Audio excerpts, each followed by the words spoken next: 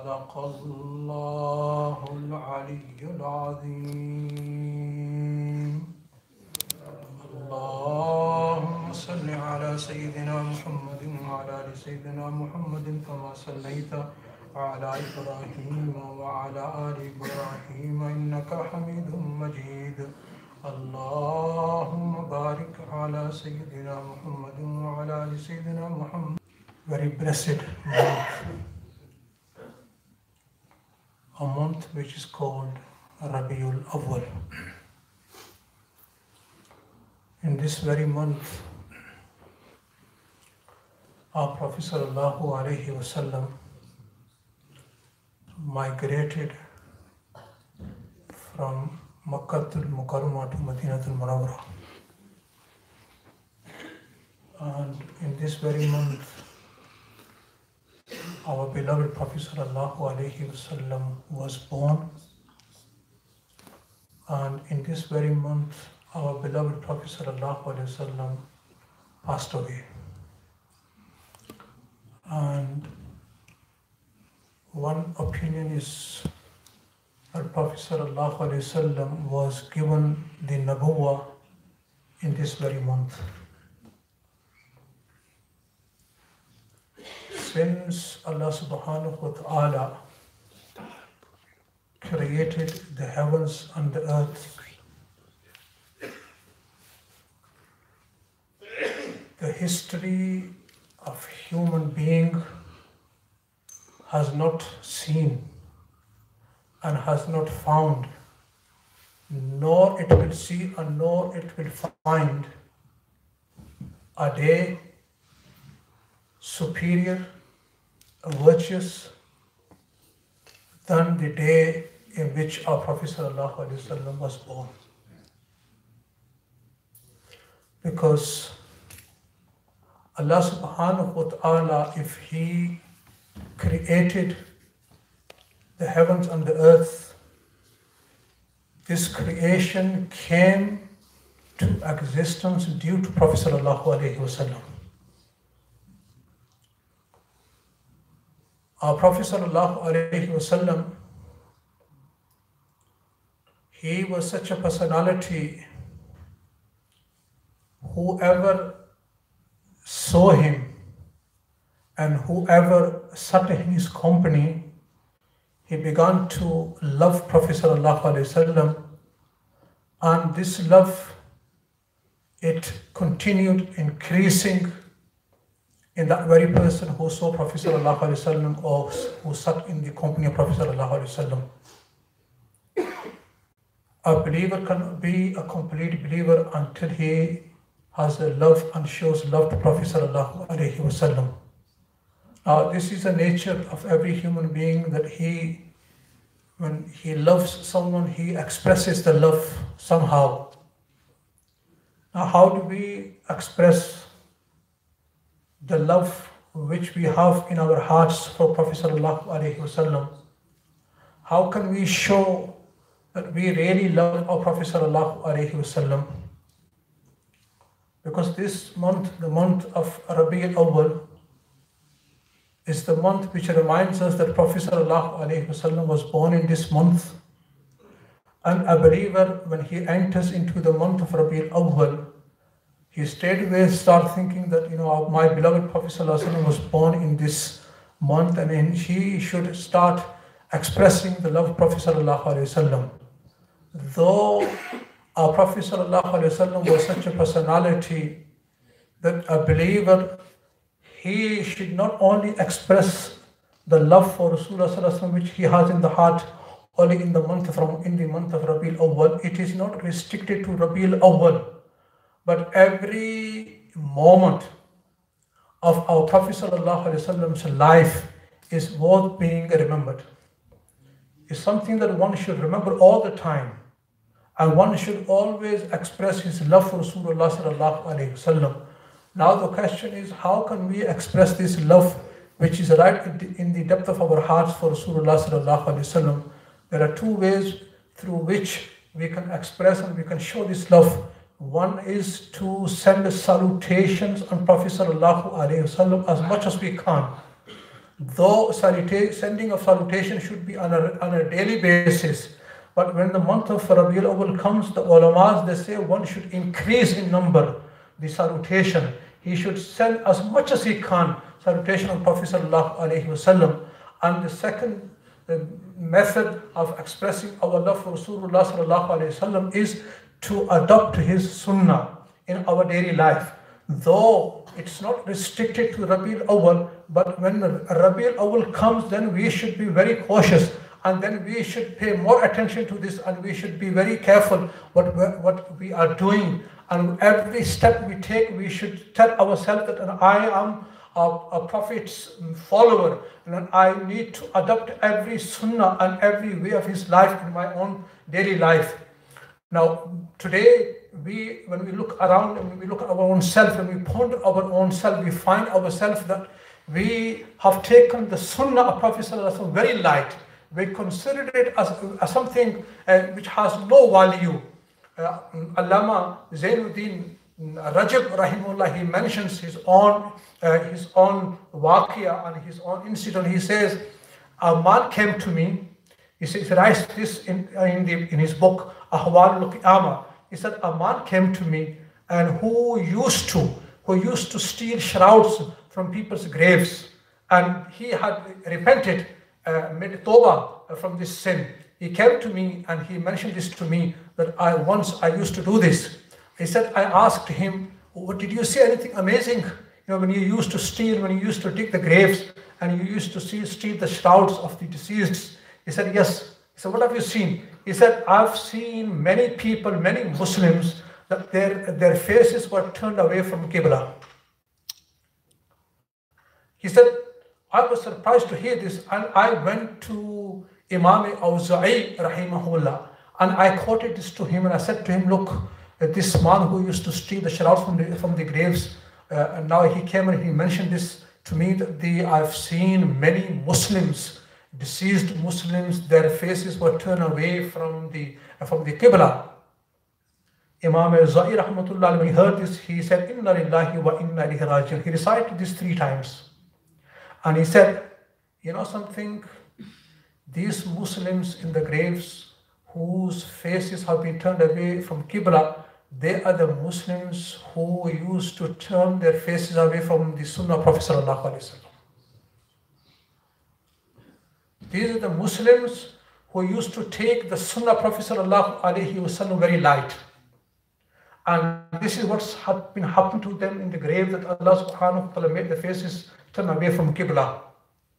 Today, we think the Sunnah of Prophet Sallallahu Alaihi Wasallam, is something that we don't need to pay any attention to. The du'as of Prophet Sallallahu Alaihi Wasallam, the du'as, the du'as of Prophet Sallallahu Alaihi Wasallam, which he has taught us, which he used to read on a daily basis. When he woke up, what he read; when he went to sleep, what he read; when he drank water, what he read; when he went to toilet, when he came out of toilet, what he read. Today we think, this is a daily life. The life which is going on. I don't need to read all these. But the ulamas, they say when a person reads the du'as of Prophet Sallallahu Alaihi Wasallam, he becomes the wali of Allah Subhanahu wa Ta'ala.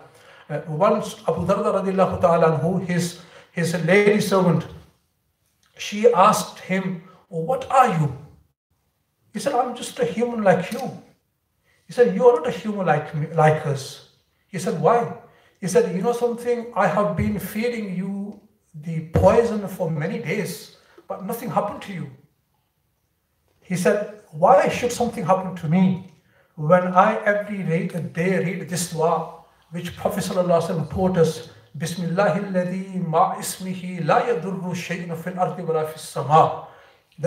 When a person reads this dua, which means with the name of Allah, nothing can harm you on the earth or in the heavens. When you recite the dua, when you recite the name of Allah, nothing will harm you. And then she said, oh, this is the reason that the poison did not harm you.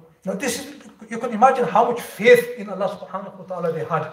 How much yaqeen they had in Allah subhanahu wa ta'ala. And he was being fed, the food was, the poison was mixed in his food, and he used to eat, and he ate for many days, but nothing happened to him because of the dua. He had a yaqeen in the dua of Prophet sallallahu alaihi wasallam. He had a full yaqeen that Rasulullah sallallahu alaihi wasallam said, if anyone reads this dua, nothing will be able to harm this person. So the poison did not harm him. Now look at the tolerance they had, the Sahaba Ikram and the pious people.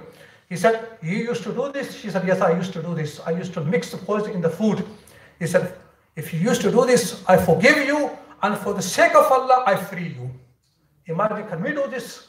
If somebody stares at me, I will keep a grudge in my heart. He looked at me, he stared at me. I will keep this. I will not let go of this grudge and this hatred from my heart. For very minor things, we become enemies of one another, and we keep it in our hearts. Even we meet one another, maybe we are hugging one another every day, but this grudge which is in our hearts, it doesn't go. It doesn't go. The reason behind this is that because we don't have the yaqeen in the saying of Prophet sallallahu alaihi wasallam. We don't have the true love for Rasulullah sallallahu alaihi wasallam. I'm not saying we don't have, the love we should have for Rasulullah sallallahu alaihi wasallam is not there in our hearts. Now, so in order to express our love for Rasulullah sallallahu alaihi wasallam, is that we in the month of Ramadan, in the month of Rabiul Awwal particularly, should send the salutation as much as we can, day and night. Maulana Taha, Damal Barakatuhu Aliyah, who is the son of Maulana Zakaria Rahmatullahi, he says, from every household on a daily basis, all the family members should get together and they should send salutation about 5,000 times, every day. And he said, you don't have to read those very long Durood Sharifs. You can read Wasallallahu ala Nabiyil Ummi, or you can read Sallallahu alayhi wasallam. How Rasulullah sallallahu alayhi wasallam, how much, the happiness he will gain, and how much he will be happy with that household from where the salutation is going to every day. Every day from the household, if not 5,000, I say, if you're not 5,000, why do you make it 2.5 in 2,500? And every day, especially in this Rabiul Awwal, when the Prophet sallallahu alaihi wasallam, was born, and especially when some people are attacking us and saying, oh look, these people don't have the love of Rasulullah sallallahu alaihi wasallam. Why? Because they don't celebrate his birthday. They don't celebrate his birthday. Now let me tell you and let me explain you in this majlis, how did this birthday came into Muslims, and how did Muslims begin to celebrate the birthday of Prophet sallallahu alaihi wasallam? It came from the Christians. And can I say something to you? Even in the Christians, it is not mentioned in the Bible, that one should celebrate the birthday of Isa alayhi salatu wasalam. When it happened and when it took place and when the Christians began to celebrate the birth of Isa alayhi salam on the 25th of December, for the 300 years after Isa alayhi salatu wasalam had taken to the heavens, for 300 years, for 3 centuries, no Christians used to celebrate the birthday of Isa alayhi salatu wasalam. No, his companions used to celebrate the birthday of Isa alayhi salatu wasalam. After 300 years, some people decided that we should celebrate the birthday of Isa alayhi salatu wasalam. Now, those who were true followers of Isa alayhi salatu wasalam, the true Christians, those who used to follow the Bible, they said, no, we shouldn't do this, because this is not part of our religion. It is not mentioned in the Bible. But they said, look, if we fix a day in a year, and if we celebrate the birthday of Isa alayhi salatu wasalam, by doing this, we will encourage other people. We will talk about Isa, we will talk about his seerah, and we will attract people through this method. So they began to celebrate the birthday of Isa alayhi salatu wasalam. In the beginning, what used to happen, the priest used to go to the church, and the people used to come to the church, and the priest would give a talk on the life of Isa alayhi salatu wasalam, and that's it. They used to be in the church for 1 or 2 hours, and the priest used to talk about Isa alayhi salatu wasalam, they used to go, and that's it. Then what happened when people thought, look, the people who introduced this, they thought, the youth are not coming. We can't see youth coming in this. So how can we attract the youth? So they thought of an idea. So the idea was, we should include in this gathering singing and dancing.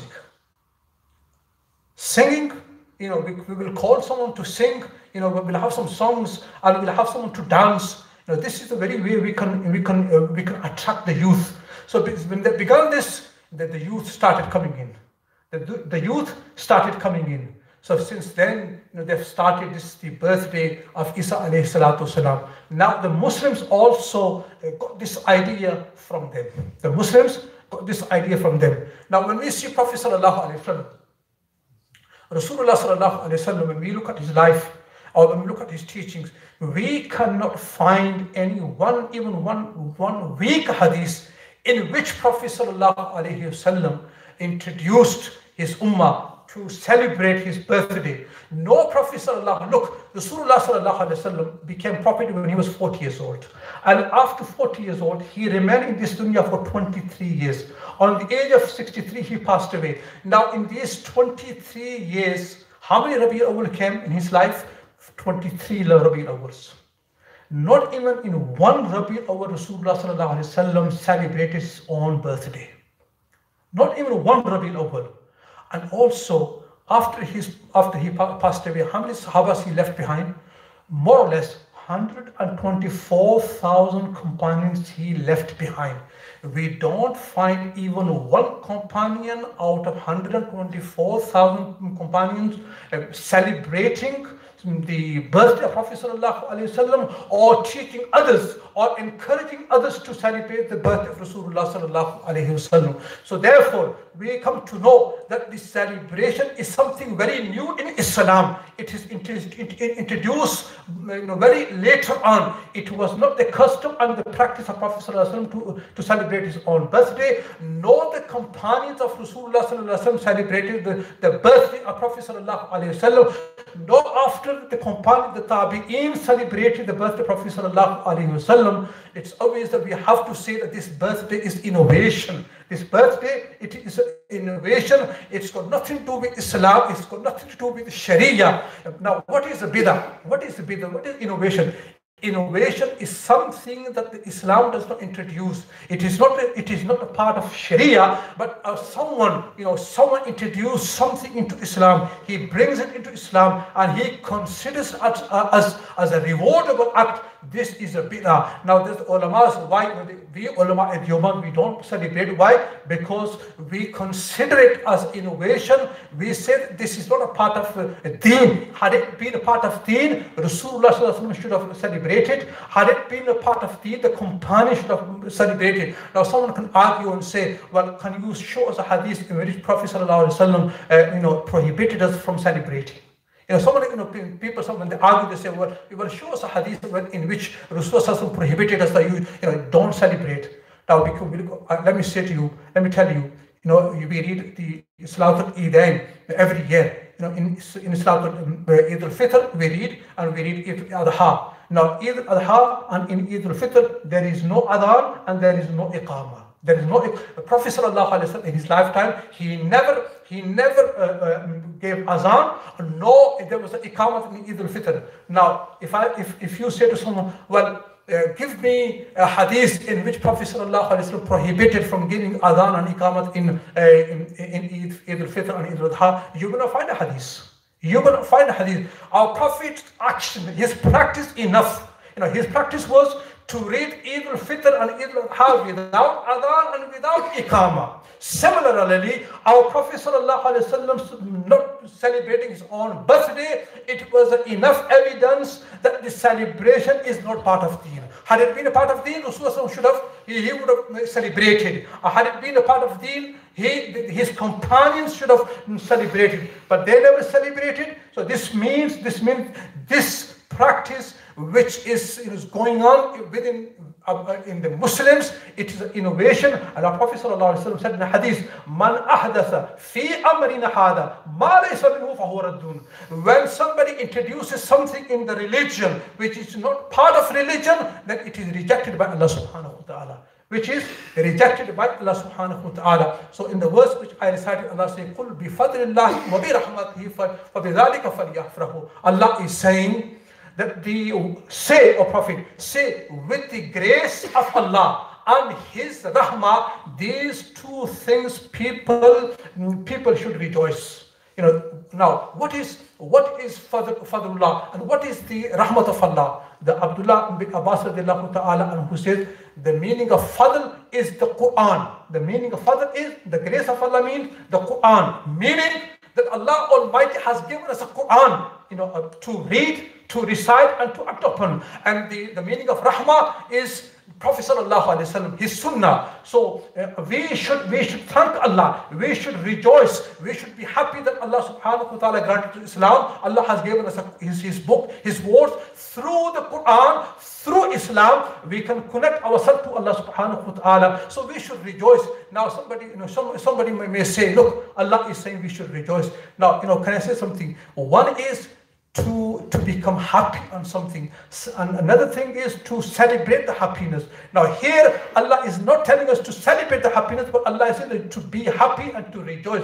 Sometimes when something happens good, we are happy in our hearts. We feel happiness, that I'm happy. And when someone's child is born, he feels happy inside. Naturally you feel happy. So Allah subhanahu wa ta'ala in this verse is saying, if you want to rejoice upon something, then you should rejoice, and then you should be happy on the ni'mah and the blessing of Islam which I have given you, and you should rejoice and you should be happy on the blessing of Quran which I have given to Prophet sallallahu alaihi wasallam, and through him we receive the Quran. So through Quran, through the Sunnah of Prophet sallallahu alaihi wasallam, and through the teacher of Prophet sallallahu alaihi wasallam, we can bring ourselves close to Allah subhanahu wa ta'ala. So the summary of today's talk is the celebration of the birthday of Prophet sallallahu alaihi wasallam, as people are doing today, marching in the streets. It is not part of deen, it is not part of our religion, it is a bid'ah, it is an innovation